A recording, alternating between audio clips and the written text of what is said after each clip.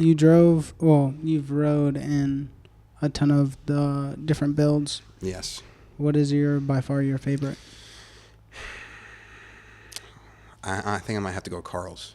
Carl's is... Explain Carl's. Carl's is a twin-turbo 370Z, and it's a monster. It's the turbos on it are just... They are made to go fast. That car does not like going normal speeds at all. It doesn't like you, but as soon as you give it power, it takes a deep breath. It's like the car's sick before you go to the pull, and as soon as you do the pull, it's like you're giving the car like all the medicine, and you're just like, here, and it's just he's ready to go. He's happy.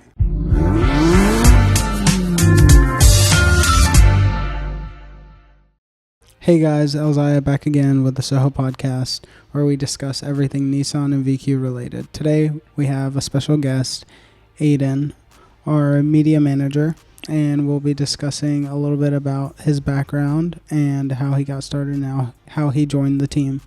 Aidan, you want to introduce yourself? Hey guys, as you know, I'm Aidan Johnson. I just love doing any types of video or media. I love doing it. It's really fun. So, yeah. Explain to the people what you do here at SOHO. So here I do pretty much anything media-based. I do photos, videos. I edit the podcasts, do Insta360 videos, pretty much anything you can think of. I work with everybody in the shop, everybody from the mechanics to the fab shop to the R&D. So I get to see it all. Yeah. So being here on the team, you do most of the videography and photography. Explain to us like how you got started into that. So I started about three years and 1 month ago, actually. I just hit my 3 years a month ago, and I started out with a little Nikon. My grandfather got it for me, and I was terrible at it for as long as I can remember, but I shot every day for, I want to say, 1.5 to 2 years, and it just got me to that point where I was so consistent. It made everything really easy. Everything from coloring to locations to angles. It got me prepared for video. So when I got to that point where I had shot every angle, I had done every type of edit, I did it all. I mean, I was shooting insane settings just to try and switch stuff up. So I was, with lack of better terms, I was getting bored with photography. So I started doing video, and then about 1.5 months, 2 months into it, I met you, and spiraled into this, and now we're here. So you've been in the car scene for a while now, shooting from cars outside of the shop to shooting into a shop environment. What is like the big difference? Ooh, big difference probably is focusing on, when you're shooting in a shop, you have to focus more on the products. You're obviously still shooting the car. You're getting all like the wheel shots, everything, headlights, full car shots. But when you're shooting in a shop, you're focusing on what's being done to the car. So when you're shooting outside of the shop, you just focus on everything. I mean, splitters, lips, front ends, taillights, interior, everything. But when you're doing it in a shop, you're focusing on that one point. So if somebody's doing like headers or they're getting a diff service done, I focus more on that than the whole car. So you've seen a lot of our service because you film it. So what is one service that we offer here at SOHO that you don't see other shops offering? Or one that really stands out? For me, the one that always stands out, honestly, and I feel like it's a big reason for it, is because of American Car Guy, is the diff service. I know that sounds like most people wouldn't guess that. It's just, I don't see that done on most cars. So to be able to see it done and done properly, it's really, really cool. I think that's probably going to be my top one, but a close second is definitely the exhaust. And the reason I say that is because a lot of companies don't make their exhaust in-house. You can order an exhaust from us, and before you know it, you can come to the shop and get it put on. You don't have to get it shipped. You can just come over, get it put on, and then get a tune. So that's a very unique thing, because a lot of shops don't make their products in-house, so they can't offer that. The in-house build process? Yes. From fabrication to getting on the client's car? Yeah, that's one of the coolest things that I've seen here. Yeah. So talking about service, with like our procedures and how we do everything, what do you think of like start to finish? I mean, I've never seen a motorsports company or any company through cars be so meticulous with every single little thing we do. I mean, the moment we get the car, we take pictures of everything just to make sure for the client and us. I mean, these techs are taking pictures of everything and documenting everything. So it's really cool to see how in depth it goes, because outside of it, you think that they're just working on the car, putting the part on, and then that's it. They're looking at the whole car, then taking pictures of anything they see to show the client, hey, we saw this too, or hey, you might want to get this done as well, just for safety precautions, whatever the case may be. So they look at everything, not just that part they're working on, and that's one thing that I do really love. You've rode in a ton of the different builds. Yes. What is by far your favorite? I think I might have to go Carl's. Explain Carl's.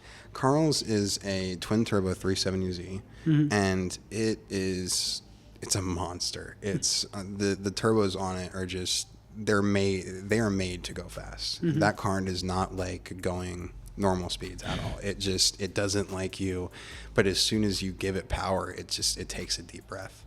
It's like the car's sick before you go to the pull, and as soon as you do the pull, it's like you're giving the car like all the medicine, and you're just like, here, and it's just he's ready to go. He's happy. That's a good way to describe Carl's. Yeah, I mean Carl's. But another thing that I want to mention about Carl's is Carl's will spin, but it spins in a straight line. It will not move. I mean, that thing, it will hold 11s the whole way down and still be perfectly straight.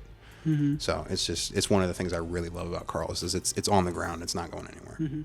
So riding in it, any cars or any client cars or shop cars that are by favorite stood out to you the most other than Carl's, like shooting wise? Shooting wise,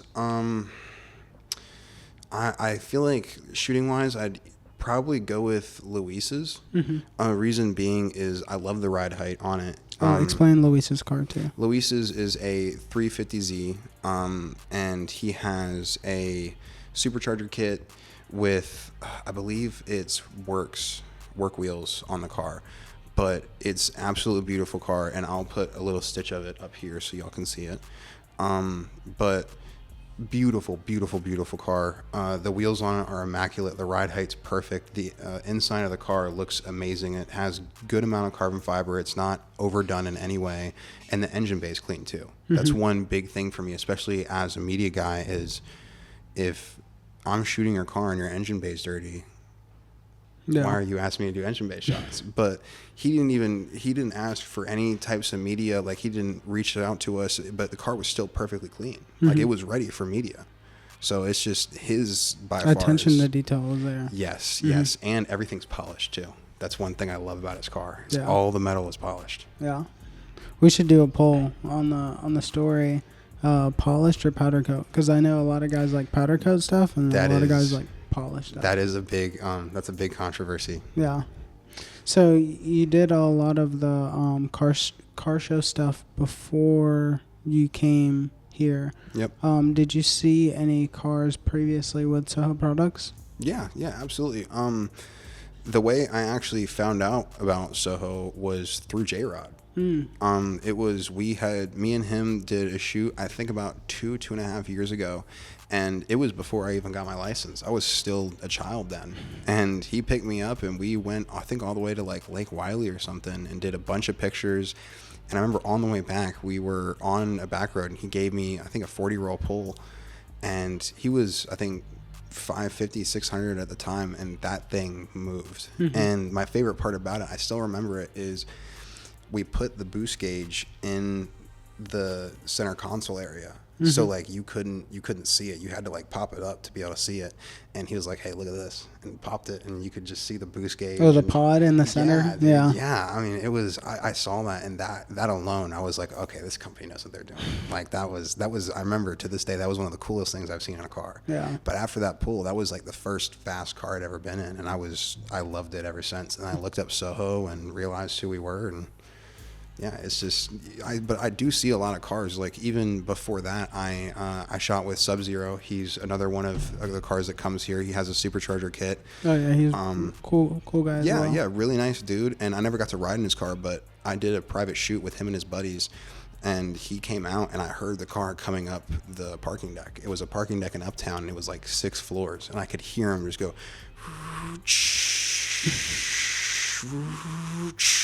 I was like, dude, what is that?